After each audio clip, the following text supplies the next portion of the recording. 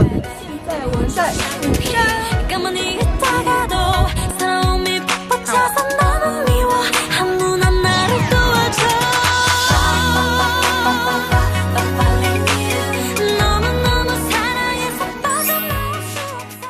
眼睛这个红血丝太严重了，所以今天就戴眼镜了。今天穿这样，每天都说要早起，旅行的时候早起真的很辛苦。收拾又中午了，因为我们今天打算去海云台，过去要1个多小时，实在是有点饿，所以就把昨天生的贝果拿出来垫肚子。不知道为什么突然很想模仿一下它。出了地铁站看到了一家 Mega， 就很想点东西喝，因为那天超级冷嘛，我就点了一杯热饮。西桥居然点了一杯冰美式，我的是红薯拿铁，他的是冰美式，超大杯，我的这个好轻。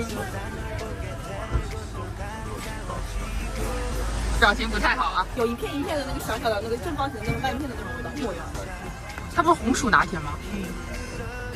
好甜啊！我还点的是给我来一口。那种红薯那种鲜味。幸好点的是无糖。正常冰美，蛮苦的，但10块钱这样。这家生源超火，这门口就是范冰冰吗？真的是范冰冰啊！这里就是釜山蛮火的那个打卡地了，但是今天天气非常的糟糕，海面看起来都灰蒙蒙的。还好没卷头发，不然我就炸了。我们来吃汤饭，今天刚好很冷，很适合吃。本来订的不是这家的，但是我们下错地铁站了，误打误撞来了这一家。等位的人很多，但是我们在室内站了10几分钟，就轮到我们了。每个桌上都有这样的小平板可以点餐，我们是对照着翻译软件来下单的。我点的是实景，好像就是啥都有。我们想用现金付，但是按了服务铃，好久都没有人来，所以就直接插了 Visa 卡。又上泡菜了。我点的这个是实景的，什么都有。哎呀，那我喜欢。好淡哦，自己加点盐吧。不够，还不够。语文是一个重口的女子。哇，好好喝！我加了好多盐，好喝多了。我觉得这样挺好喝。啊？你给我试一下味道。好淡。它这米饭好吃哦，有点像糯米饭。哦。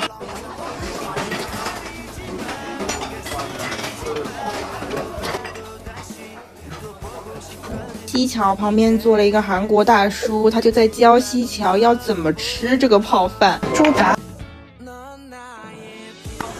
全部。你当时用英语跟他说。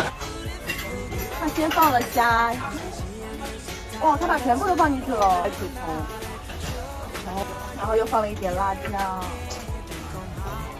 加一点这个小虾。根据韩国大叔所说，这个是一开始就要加的。一开始我不是觉得淡嘛，我就加了很多盐调味，所以这次我就没有加很多。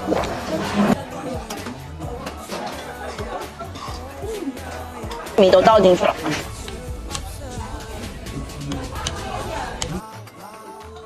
超好吃！今天釜山超级冷，到了这个海云台，想直接打道回酒店了。又降温，又下雨，还在海边，3重 buff 叠满了。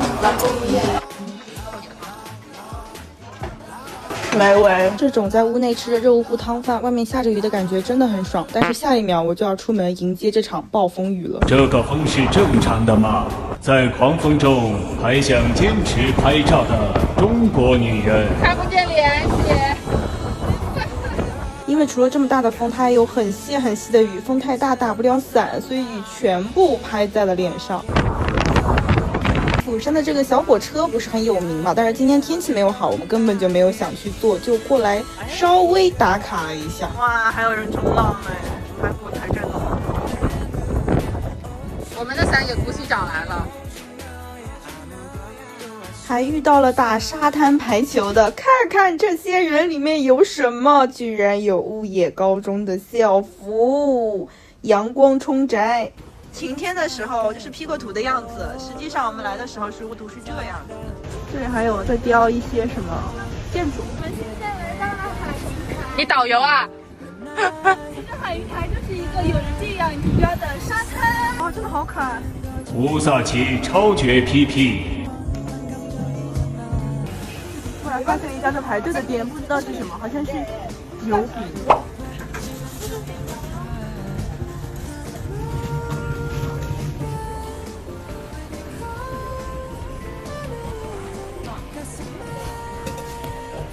里面就是那种化掉的蜂蜜，好甜好甜。它就是油炸糕的口感，但是里面的内馅和国内的不太一样，是蜂蜜。韩国我恨你，为什么这个楼梯那么长，没有尽头？超级好看的一面墙。去的时候，首尔的那家 Animate 关了，还好釜山也有，我就来逛了一下。刚好有一盒银魂吧唧，剩了2发，我就抽了。但是没有抽出特别喜欢的，还抽了一发小排球，我抽到的是月岛，然后西桥抽到了吉川。发现银魂吧唧又开了一盒，我就又去抽了2发，抽到了一盒闪，然后一个萤石。Animate 对面又有一家 Compose， 我乔姐又冲了。这个是生巧拿铁，下面满满都是巧克力淋边，上面还有生巧和可可粉。可可脑袋真的一定要冲这一杯，很浓郁。这里是釜山的大街，好像延吉的网红小边边哦。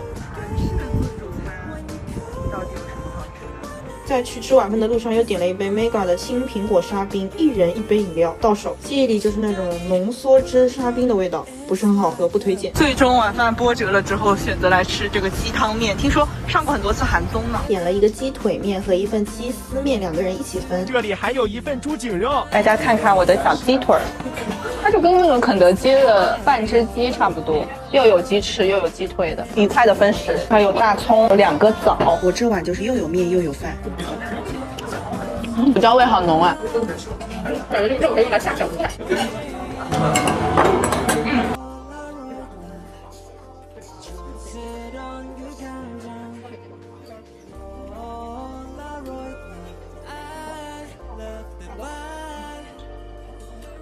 这个面它其实蛮粗的，蛮有那个感劲。吃猪颈肉，蘸料吃。甜滋滋的。吃大鸡腿。没有一点味道。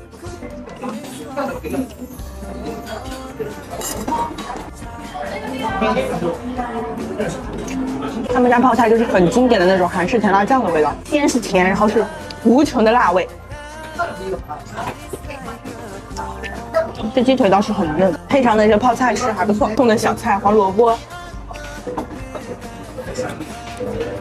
这家呢是连锁店，在首尔啊、釜山啊都有，好像济州岛没有。对于我们这种找不到吃的，然后呢也不敢贸然行动的人，非常的友好，还是挺不错的选择。我不觉得它不好吃。这是直接吃的吗？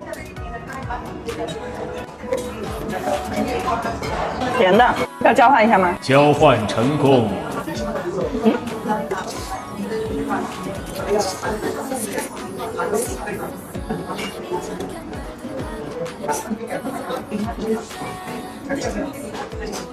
这个味道不一样，它这里面有海苔，感觉鲜气重一点。但它里面这个鸡丝都是那个鸡胸肉的丝，就会柴一点。大风大雨加暴走，真的精疲力尽。回酒店我就赶紧把昨天在 Olive Young 买的修足时间给贴上。我每次旅行都是日均几万步的，这次来了韩国，上下坡更多。在国内旅游的时候还有共享单车啥的，在韩国就是纯靠步行，还穿的是我的小皮鞋。不过我想到回去有橡树按摩仪就安心了不少。它的柔珠就比普通的按摩仪高，可以体验到丰富的层次感，好像真的有双手在给你按摩，能有效的舒缓腿部酸胀，还可以排水肿。双效发热功能可以刺激血液循环，加速代谢脂肪。像我平时容易手脚冰凉，坚持足底按摩，感觉气色都变好了。而且它的这个呢，可以契合各种腿型，施力就更加的精准，还能够用来放松大腿，坐着躺着都能用，灵活度很高，操作也很简单，而且弄脏了也不怕。它的拆卸很简单，洗完晾干速度也很快。有运动习惯的宝子呢，就可以用它来揉捏按摩，就可以减少乳酸堆积，腿部线条更加流畅。这个生日送礼也很合适啊，很有排面。现在价格比大促还要优惠，售后也有保障，大额券我就放在评论区啦。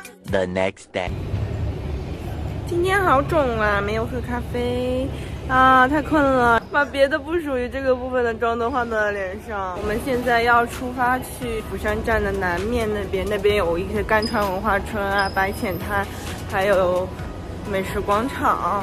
我们昨天没有吃到的毛蛤拌饭，我们今天打算去美食广场那边吃。今晚去济州岛的飞机，不知道今天的行程会不会顺利呢？希望顺利吧。西桥交通卡忘拿了，我们又回酒店去拿交通卡了。既然已经迟了，旅游就松弛一点。发现楼下是一个 Compose。西桥说想喝破巧拿铁，然后我呢就买了一杯热的拿铁。热的真的是超级烫。西桥买的这个是破巧的，现在已经融掉了，巧克力你看。这个破巧我作为一个不爱喝破巧的人，我还是蛮喜欢它，就是带一点点微微的清凉感，整体还是比较甜的。我们都已经 no sugar 了。这个衣服我在日本的时候穿过，但是它那个围脖掉了，我在拼机上拼了一个，但是很难看。但今天太冷了，我就又穿上了，就是相当于一个围巾的作用。不幸的事还是发生了，我们想去的雪蛤拌饭晚上才开门。柳暗花明又一春，我们来思考牛肠。其实我们本来是不打算吃这个品的，但是呢，这边就是只有这么几家开着，我们就选了一家有小红书推荐的，大家都说这是无意间发现，但是超级好吃。给你们看一下环境，我有种坐在我奶奶家吃饭的感觉，就是很狭窄。写的是12点营业到凌晨的5点，然后都没有人会说英文。我们点的是这个第一份。他那个是按照份数起点的，我们是2个人，但是呢，它最少是3人份起点，我们就只点了这一个，然后别的种类你们可以自己浅看一下。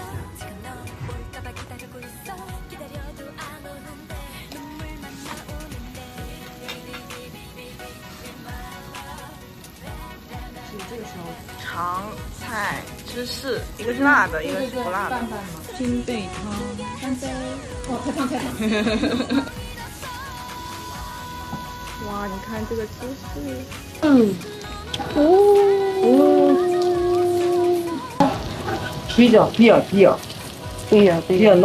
比较浓，别 no， 来试试辣的肠。它这个肠整体 QQ 糯糯的，非常的有嚼劲，原味的也不会很臭，搭配上那个烤的焦焦脆脆的芝士，真的别有一番风味。我们的芝士糊了，芝士下面都焦了呢。芝士间的焦脆搭配上这个牛肠，真的是一绝。但是这边的话，可能更适合晚上来多喝点。爆了好吃。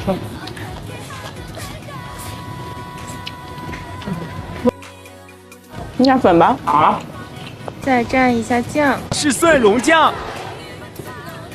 对，我们是清口贝的汤，这个碗超级烫，然后也不是平的。辣的。白胡椒的辣味，它这个清口贝好小啊。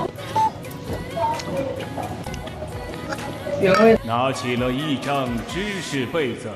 韩国真是最朴实的食材和做法，搭配最重口的酱，组成了一道佳肴。走的时候看到这个老奶奶还在这里准备牛肠呢。坐上公交车，我们去甘南文化村，但是很不幸的是我们坐错了，所以我们上山了之后又走了一段。卡哇伊嗦。上山有一段路，这个栏杆上都放着这种小房子，真的很好看。一个桥轻轻醉了。爬了一半的山，总算到了这个甘川文化村了。到处都是文创店，还有人穿韩服。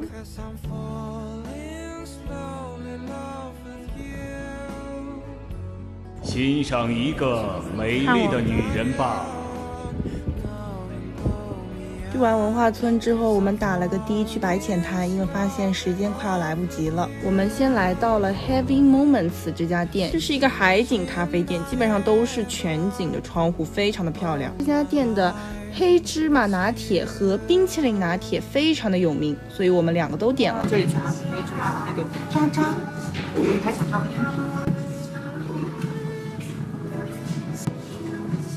浓稠的黑芝麻，甚至都能吃到那个黑芝麻的渣粒，然后还有很浓很浓的那种咖啡的苦香味。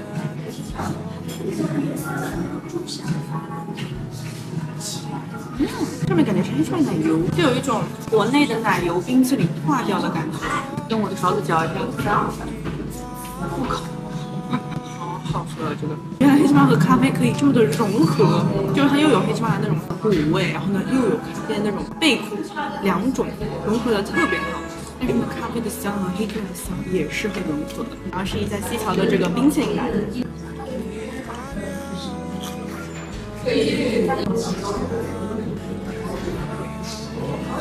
冰淇淋我还能吃到冰碴子，说实话不吃到这个冰淇淋的时候，哇，这个冰淇淋好甜啊！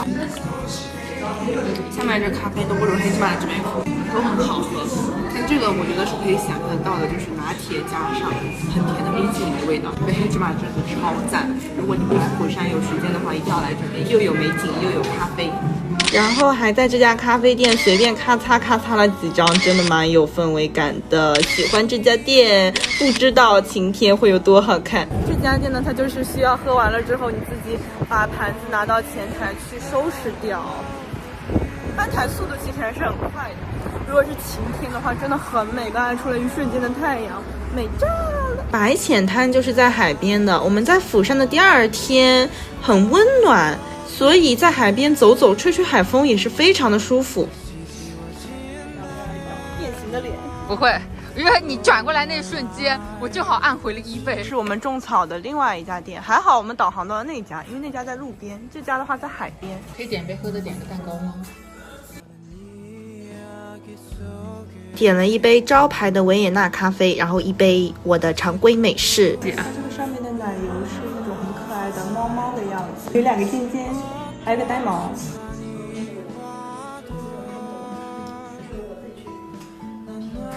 它这个奶油顶啊，也还是跟小狗咖啡他们店是一样的，很像植物奶油，但是呢，奶味又比猪奶油要重很多。这个奶油的腻无法用咖啡来平衡，反正这不是我的菜。喝美式，看海装深沉。OK， 嗨，喵喵。巧遇店家。最后要离开白浅滩的时候，釜山出太阳了。